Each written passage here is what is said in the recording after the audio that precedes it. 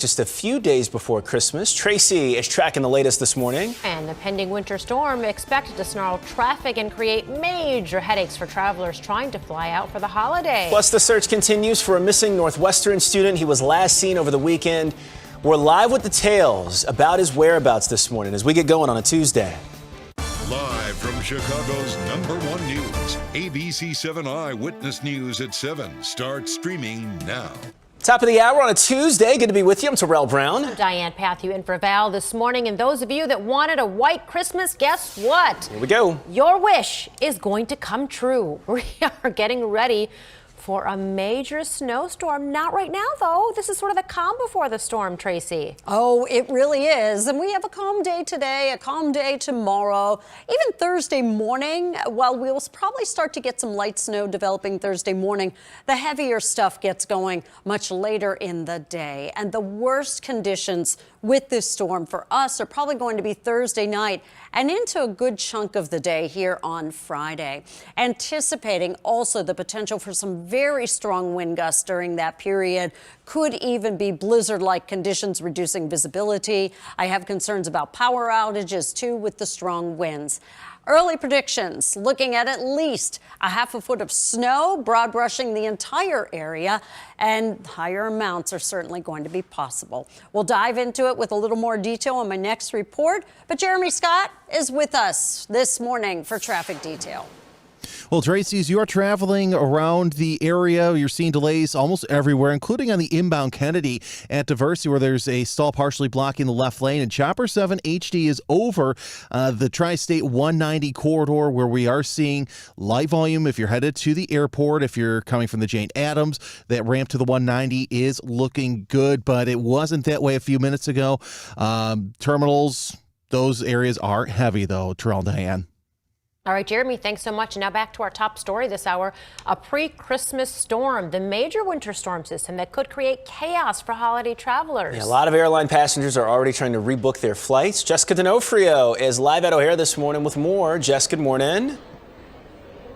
Good morning, Terrell and Diane. I mean, say it isn't so, right? But, you know, a lot of people are anticipating this winter storm, and there are a lot of people adjusting their travel plans right now, as you mentioned, rebooking their flights. You can see here live inside O'Hare Terminal 1, lots of people trying to get out of town in time for the holidays. O'Hare and Midway are expecting big crowds to come through in the next few days leading up to Christmas weekend. We're seeing that right now. But the area is preparing for a nasty winter storm to hit. That means many people who are flying to their destination are worried that their flights could get canceled. However, the Shear family from Coal City is getting out just in time. I spoke to them this morning. They tell me they're off to Mexico.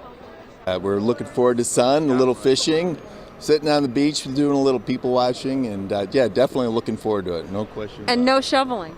No shoveling. That's the big thing. We have our oldest son at home watching the fort, and he'll be shoveling. Now, if you are traveling through cities that are going to get socked by the winter storm, most airlines are letting customers rebook without charging a fee.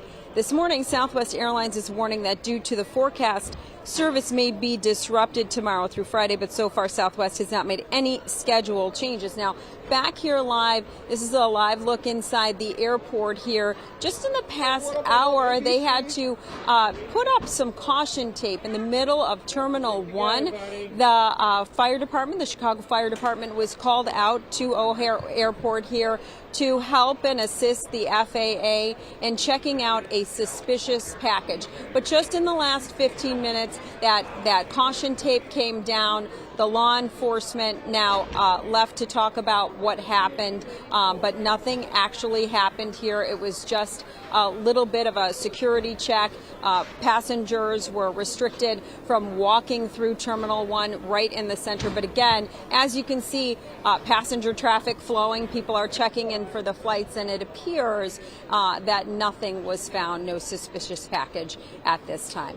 Back to you guys in the studio. Jessica D'Onofrio, appreciate that update from O'Hare this morning. Thank you. And look, before that winter weather gets here a little bit later on this week, remember you can track the weather in your neighborhood.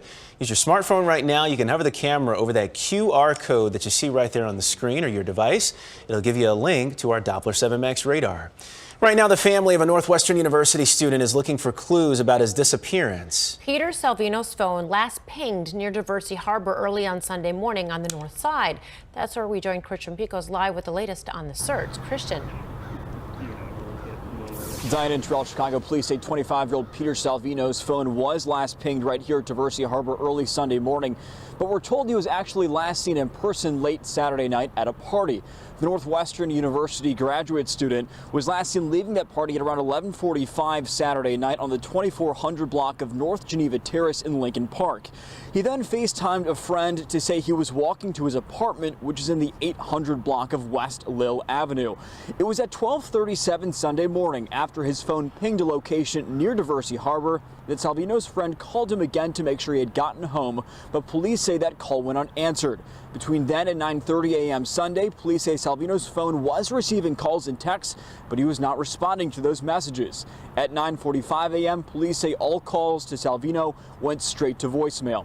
Surveillance video from the Wiener Circle, where he is said to be a regular, shows Salvino in the restaurant Saturday night between 10:30 and 11 p.m.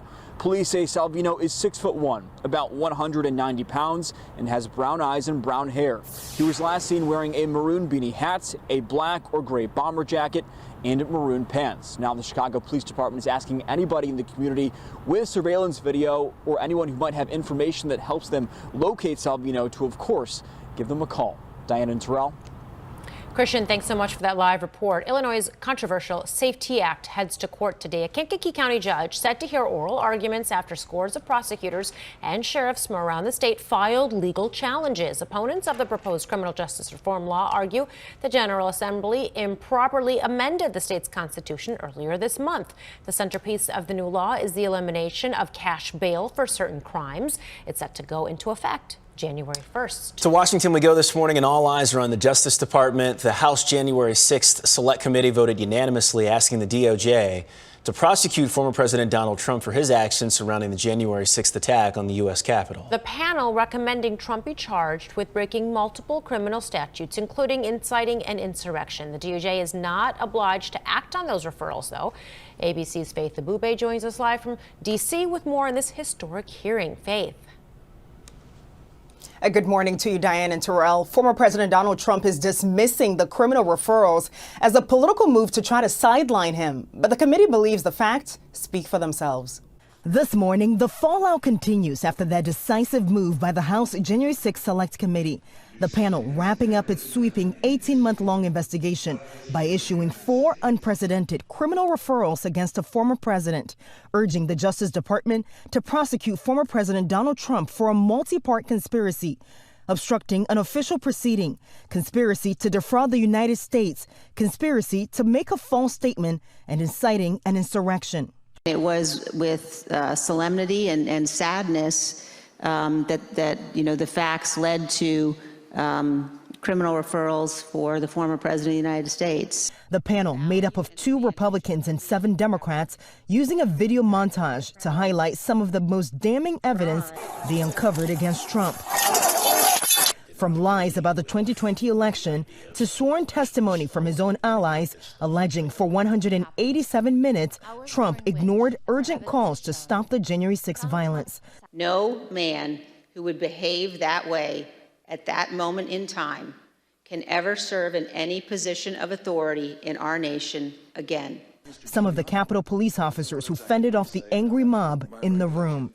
I agree with all the referrals, and I think he needs to be held accountable. In a social media statement, Trump defending his actions, saying the committee's move only strengthens him, adding, quote, "What doesn't kill me makes me stronger."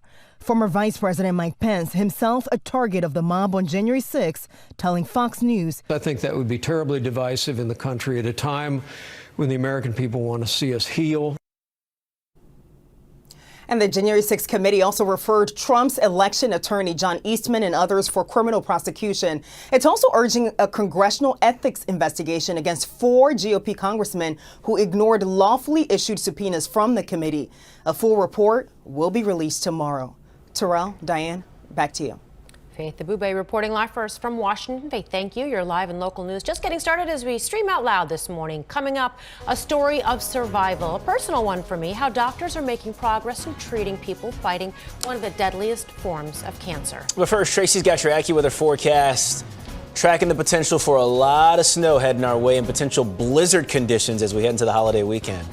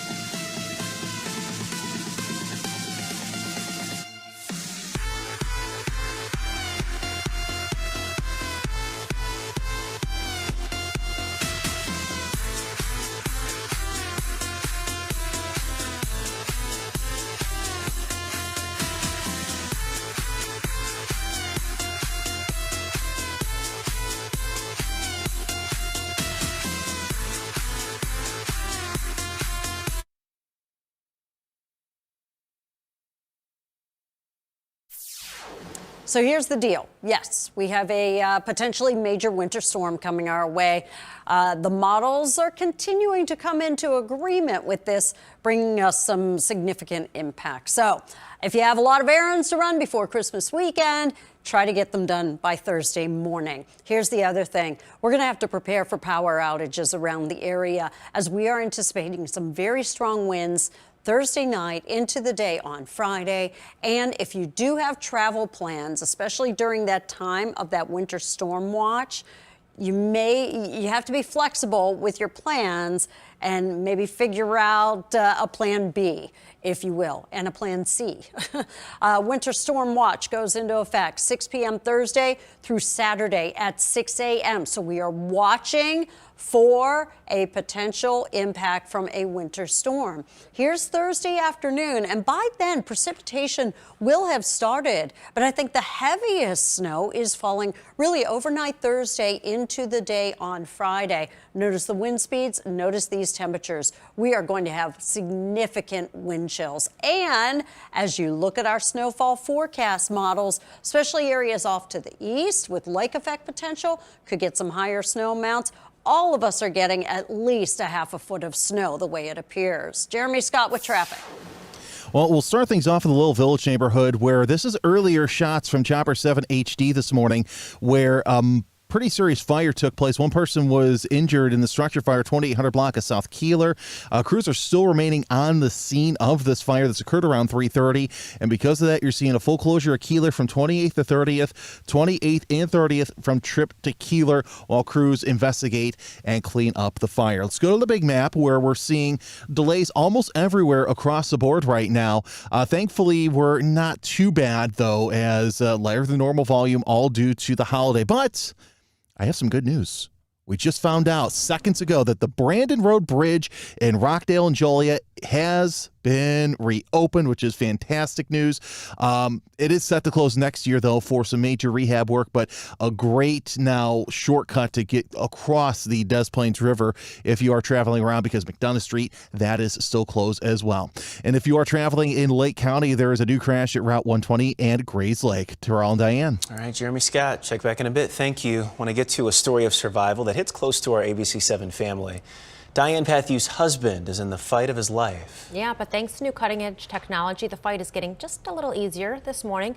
We're getting an exclusive look inside the lab, bringing that unique science to patients across not just the Midwest, but across the globe. It's new research that could help tens of thousands of people battling this rare disease. I will never forget that day. December 21st, 2020. I was sitting right here in this exact same spot delivering the morning news while my husband was home alone having a massive seizure. Then the devastating news from the doctor. Your husband has brain cancer.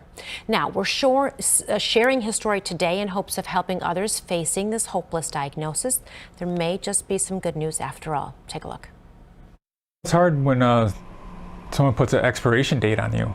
Just days before Christmas in 2020, my otherwise healthy, fit, vivacious husband, Nick Adamski, collapsed on the floor of our home from a massive seizure. The only thing I remember was my right leg going up and shaking. Everything after that, I couldn't tell you anything. When he missed his daily workout with my father, we knew something was wrong. He was rushed to Lutheran General Hospital. When I finally got inside, my whole body froze as the doctor said, "Your husband has a grade 4 glioblastoma, a cancerous brain tumor. He never had any symptoms. Soon he was bleeding from the brain and needed emergency surgery. Afterwards, he was frail, paralyzed on his right side, and developed a MRSA infection. But the surgeon said he removed the tumor. But that was just the beginning." Ring this bell 3 times. Nick regained use of his right side and then went through chemo and radiation. That's when he was told he had just over a year to live. Glioblastoma is so aggressive it hides behind healthy cells, only to reappear again and again. And it did, less than 9 months later. How are you feeling? Feeling good. We went for another opinion at Northwestern Medicine, We'll see kind of a bulkier appearance. where we met with my husband's now neuro-oncologist, Dr. Remus Lucas. In Nick's case, he had a lot of exciting things from a genetic perspective. And so one of them was the presence of something called an FGFR TAC3 fusion. This for us is exciting because it's a potential target. So there are drugs available which we can use. Doctors performed cutting-edge technology called methylation profiling here inside of this lab, where we are getting an exclusive look to try and grasp what this could mean for patients that feel hopeless. Methylation profiling is taking the genetic fingerprint of a tumor. We can more clearly identify exactly what kind of tumor it is. That will inform on the patient's ultimate prognosis, as well as any clinical trials that the patient might be a candidate for. Northwestern Medicine is one of only a half dozen institutes across the country doing this type of testing routinely, and the only one in Illinois. Nick's testing revealed 2 genes that prompted treatment with a drug that normally treats metastatic bladder cancer. Within just a few months, it worked.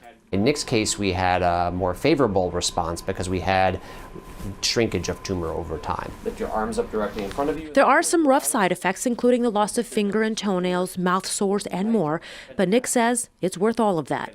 As a former Milwaukee firefighter, he has faced many challenges in his life and now is facing his toughest battle yet. He decided to share his story because he wants to continue to help people. After being told I'd lose him in a year or so, this week marks 2 years since his diagnosis.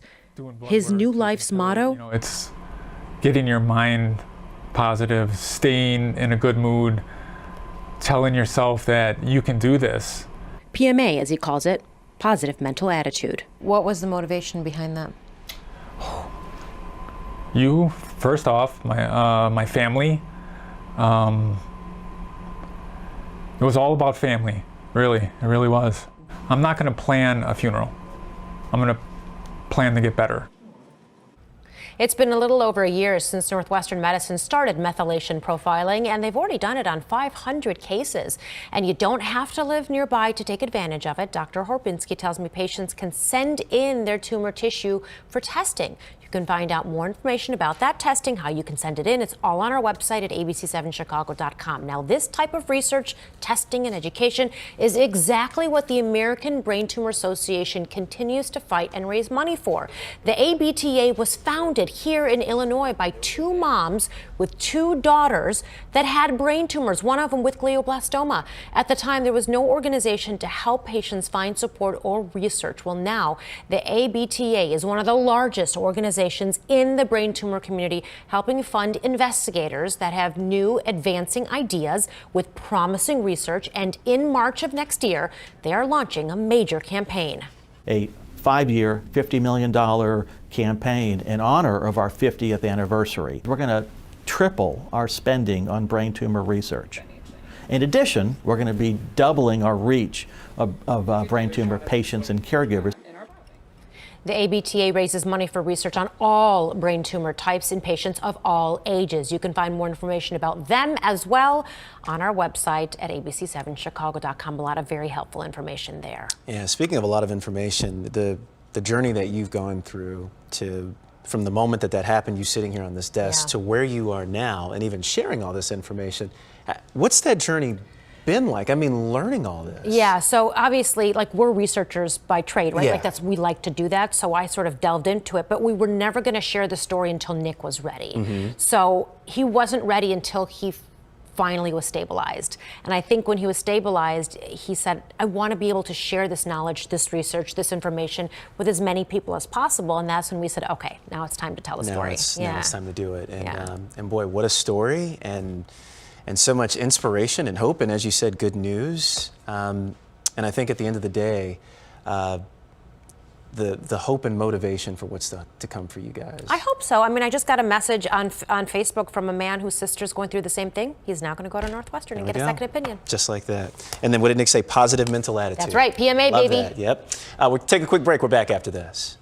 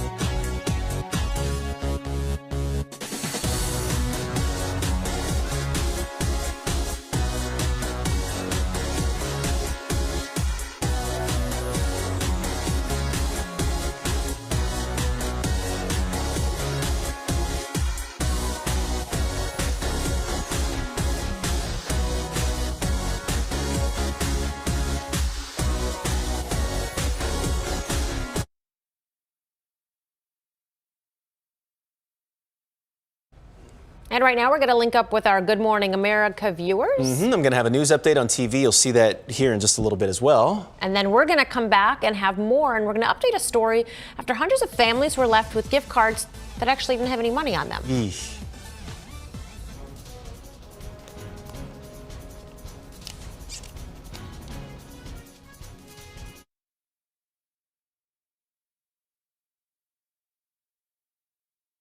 Now, an update from ABC 7 Eyewitness News. Good morning, everybody. 7:23. I'm Terrell Brown. O'Hare Terminal 1 is back to normal right now. There was a brief security scare there this morning. Chicago police cordoned off a section of the terminal for about a half hour. A suspicious package was found.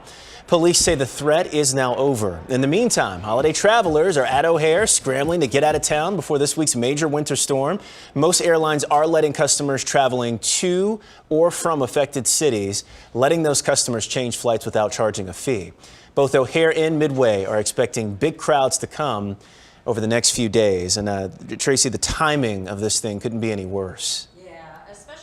As we get into Thursday night into Friday, that's when we're anticipating some of the worst conditions. Well, as we look at the temperatures right now, you see we have 25 degrees at O'Hare, 25 degrees right now at Midway, 26 degrees at the lakefront, and 23 degrees currently in Whiting, Indiana. This afternoon, overall, pretty quiet day with high temperatures up around freezing. Tomorrow, still that proverbial calm before the storm. Now, Thursday during the daylight hours, we'll probably get some light snow showers. And Thursday evening into Friday is when some of the heavier snow and the gusty winds intensify. We'll take a break. More after this. Now's the time for a healthy start. So let's move. Let's rest and recharge. And put our health first. Let's be well. To do that, let's eat well. Breathe deep. Find joy in the little moments. and do what we love with who we love. Together, let's live well. Advocate Aurora Health.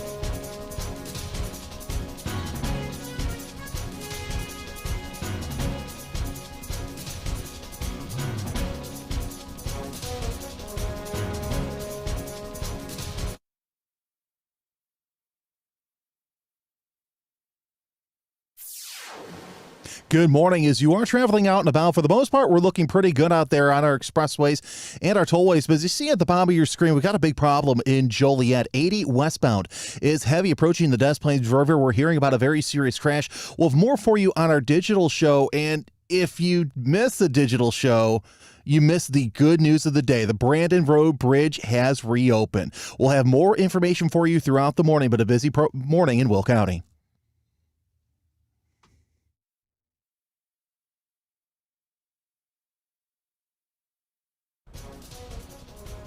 And welcome back, everybody. Take a look at this picture. 727, 26 degrees. Calm before the storm. Sure is. When we say storm, we mean storm. We'll get to that in just a second. But first, we've got some good news this morning. More than 100 suburban families who received Sam's Club gift cards that didn't actually work, well, you can start using those now.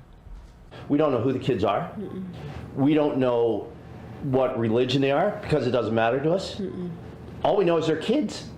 They're kids in need. Therefore, we want these kids to have a Christmas.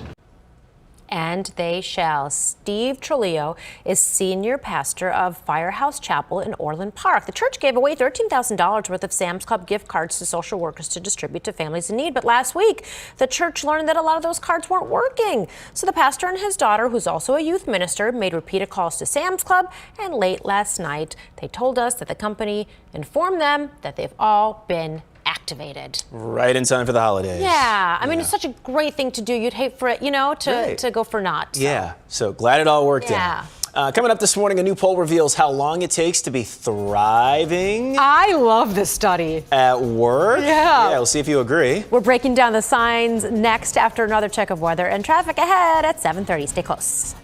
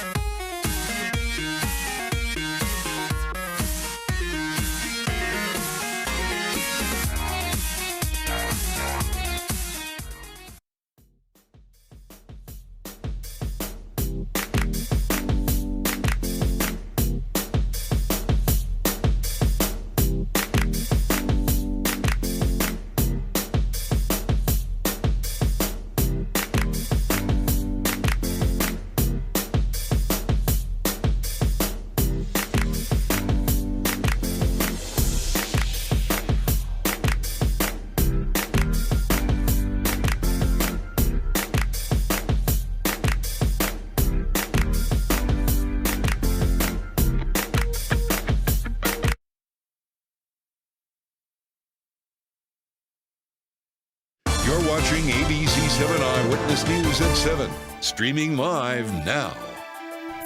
Welcome back, everybody. Let's take a quick look at some of the stories we'll be watching for you today. A Kankakee County judge set to hear oral arguments on the state's controversial SAFE-T Act today. Opponents of the proposed criminal justice reform law argue the General Assembly improperly amended the state's constitution earlier this month. Prosecutors and sheriffs from around the state have challenged this law, which is set to go into effect on January 1st. The centerpiece is the elimination of cash bail for certain crimes. And today, the city of Aurora will honor a police officer and a resident who helped to save a drowning boy last month. Officer Andrew Soderlund and Shannon O'Neill will be honored at tonight's city council meeting. Body cam video shows how 9-year-old Tyshawn LaFleur was rescued from a neighborhood pond the day before Thanksgiving.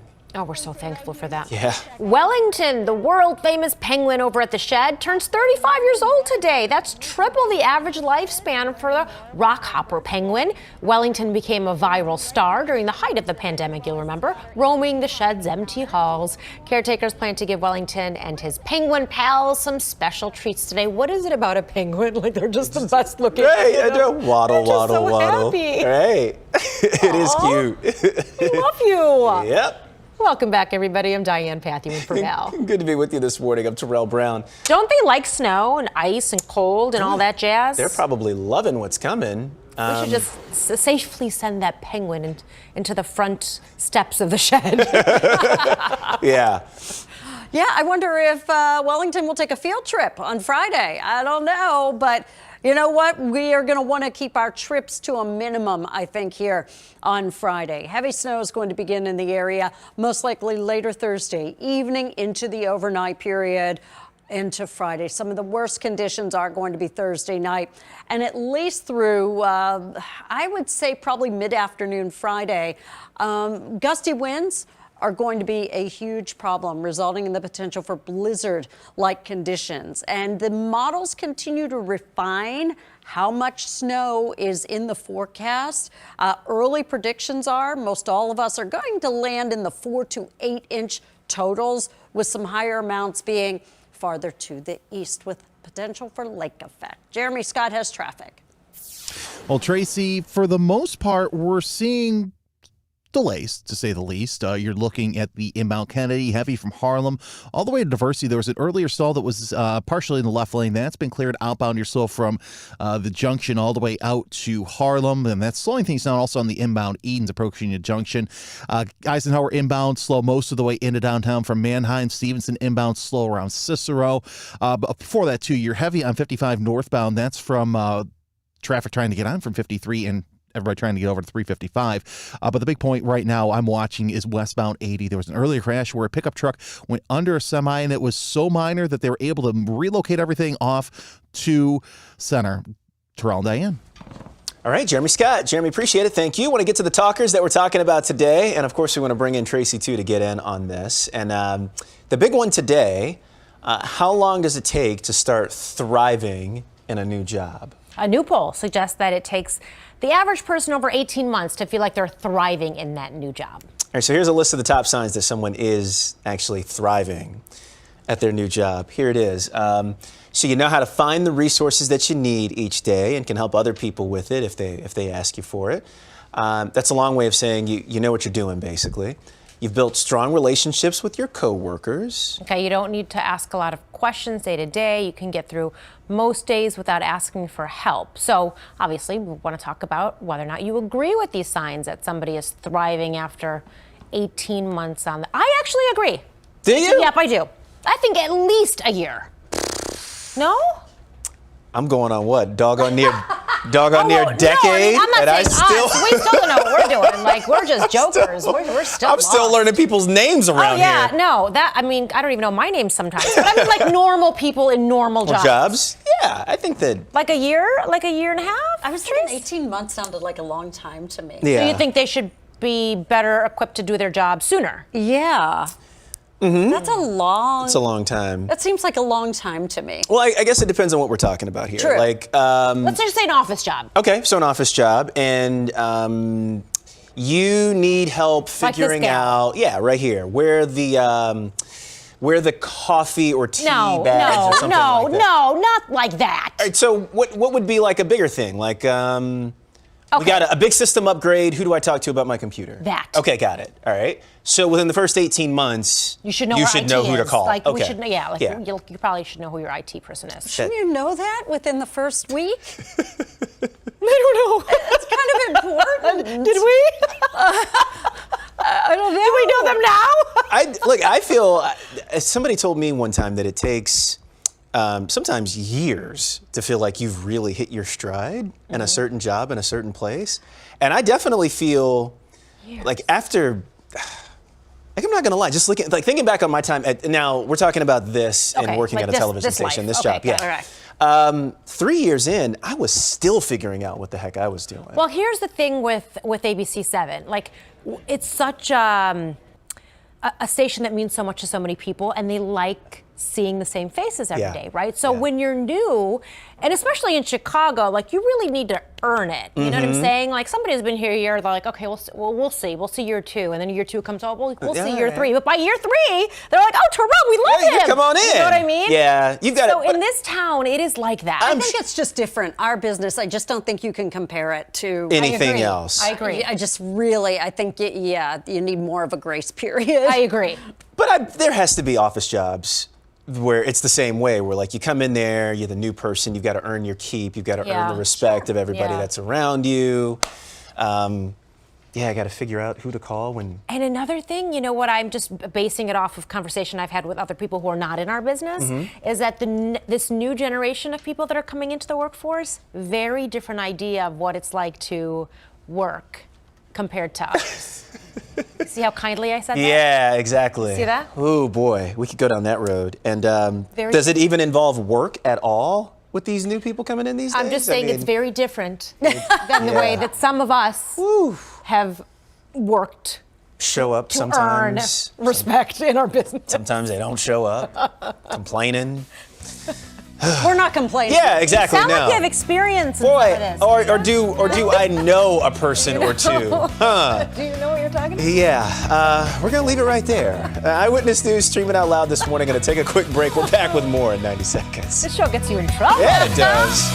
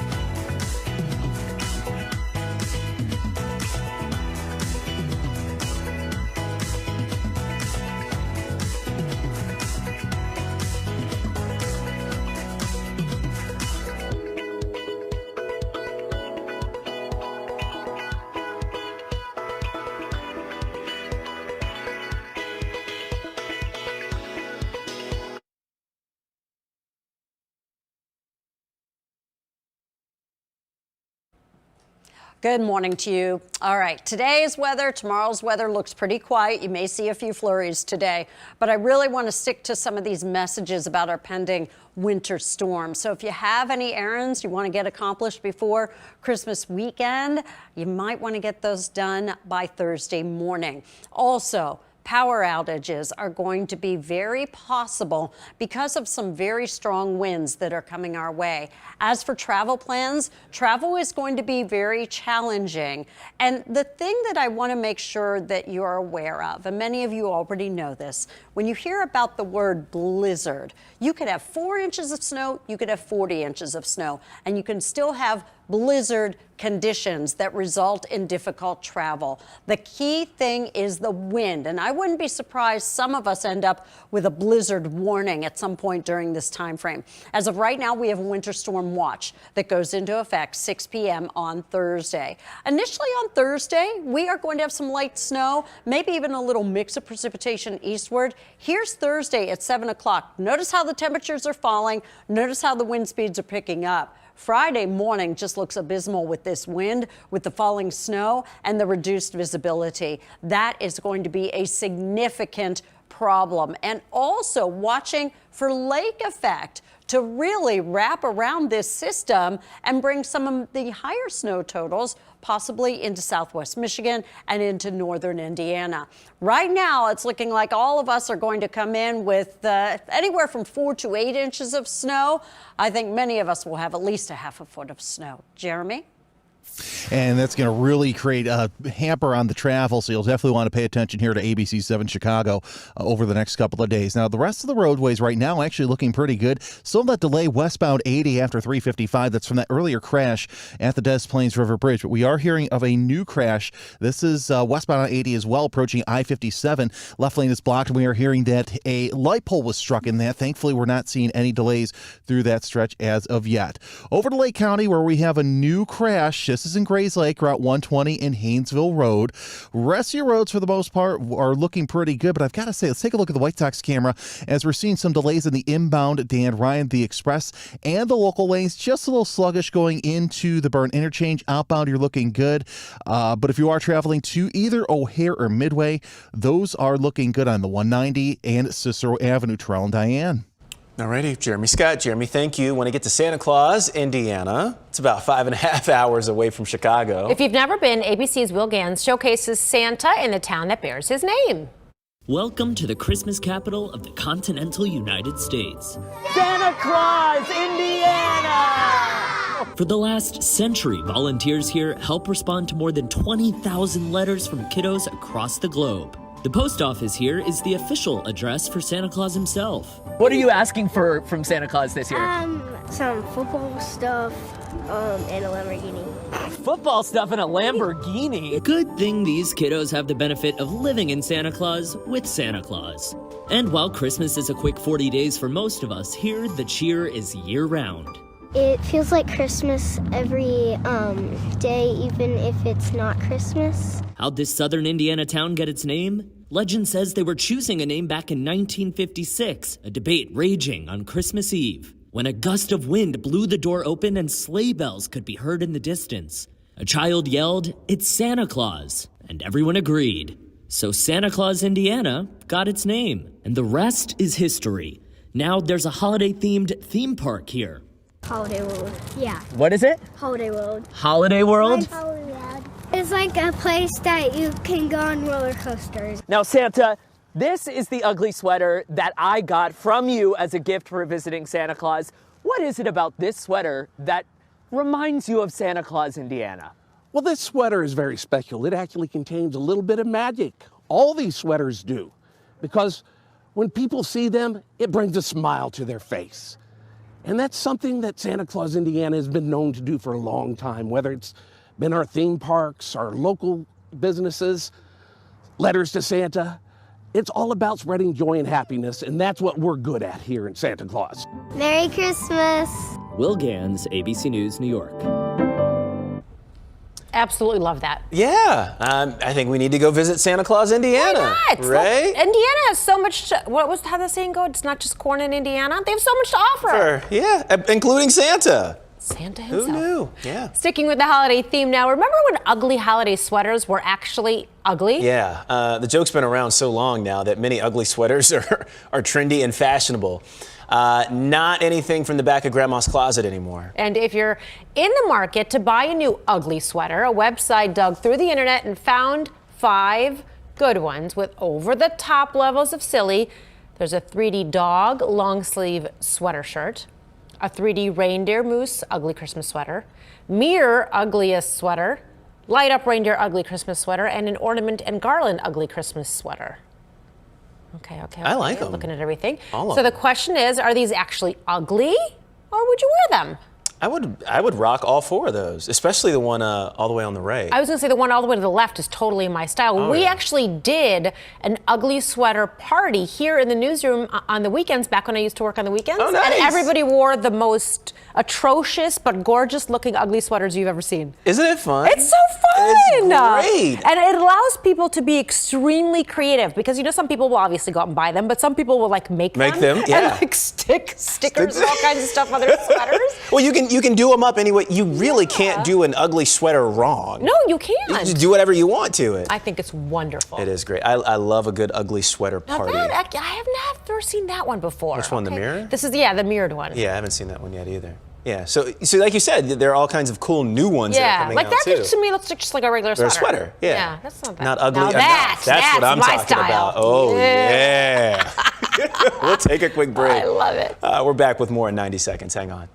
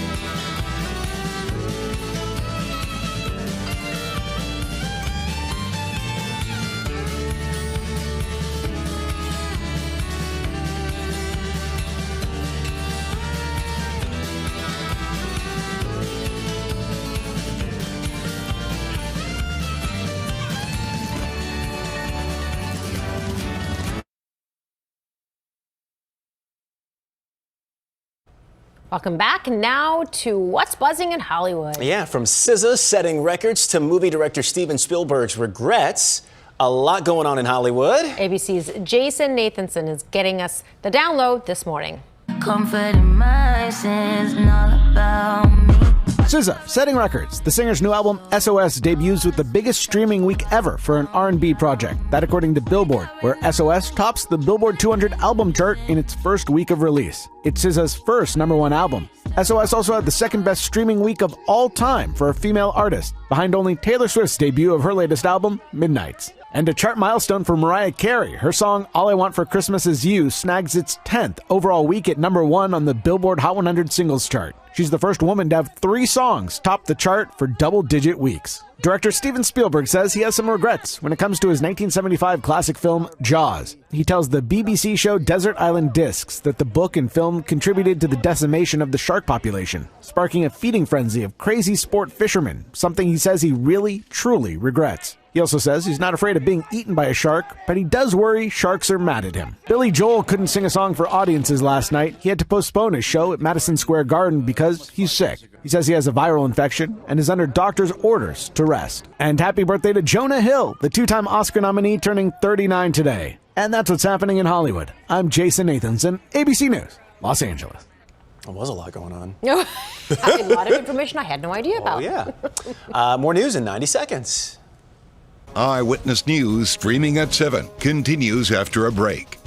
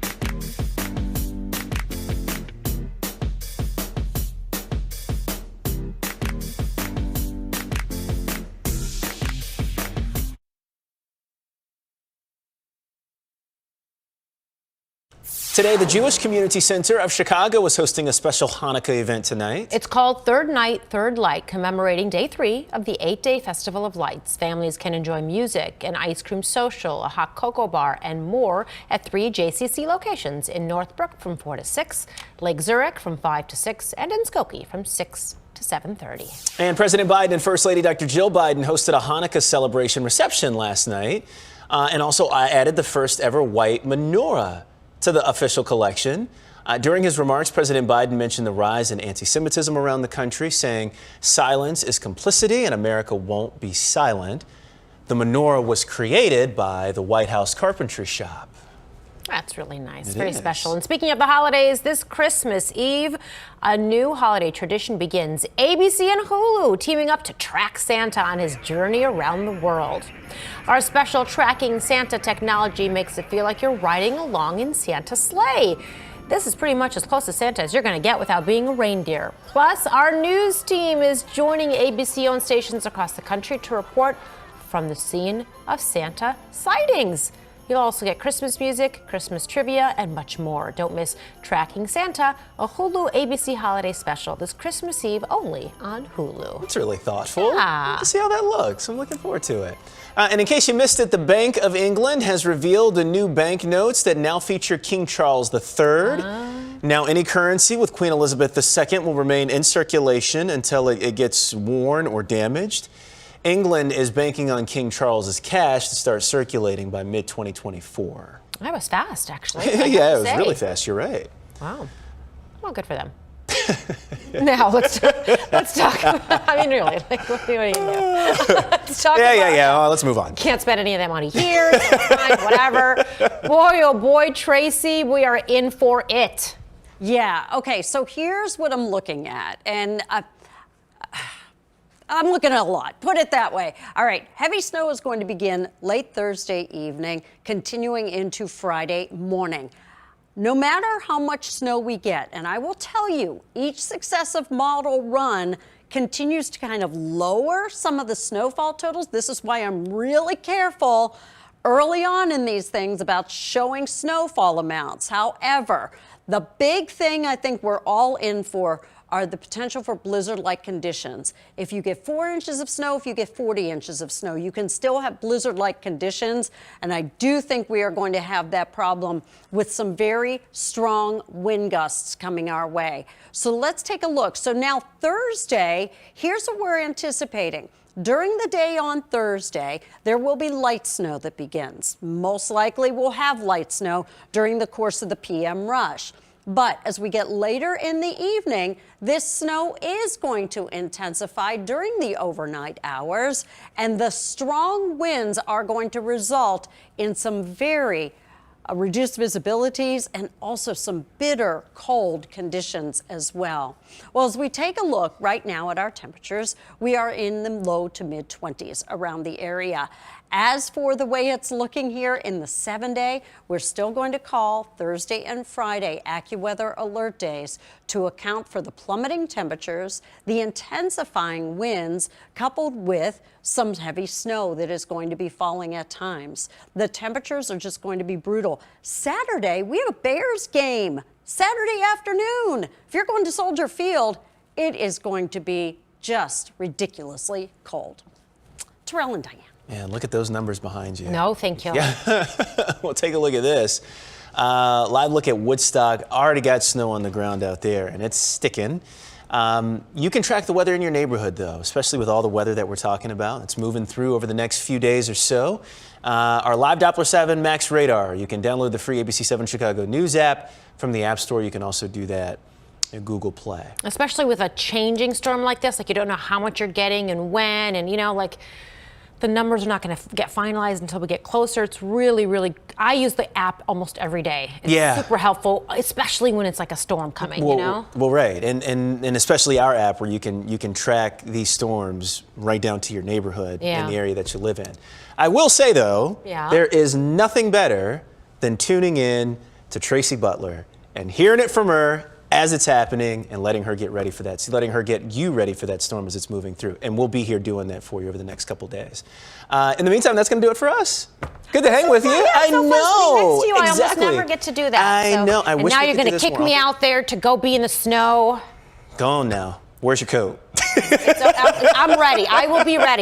You know I'm going to be ready. Oh, bring you the always latest. are. Exactly. And with the boots and the fur, too. You know I'm sure you're going to have it. So I'm going to have news updates. Tracy and Jeremy are going to talk weather and traffic during GMA. You'll see them here in just a little bit. We'll talk to you soon, everybody. Hang on. Now, an update from ABC 7 Eyewitness News. Good morning, everybody. 7:56. I'm Terrell Brown. Illinois' controversial Safety Act heads to court today. Scores of prosecutors filed legal challenges to this law. A Kankakee County judge is scheduled to hear arguments. Opponents argue the General Assembly improperly amended the state's constitution earlier this month. The law eliminates cash bail for certain defendants. It goes into effect January 1st. We'll check weather and traffic coming up next.